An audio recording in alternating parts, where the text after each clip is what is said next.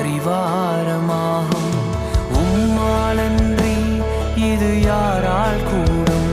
பெரும் கோலும் கையும் இரு பரிவாரமாகும். உம்மாலன்றி இது யாரால் கூடும்?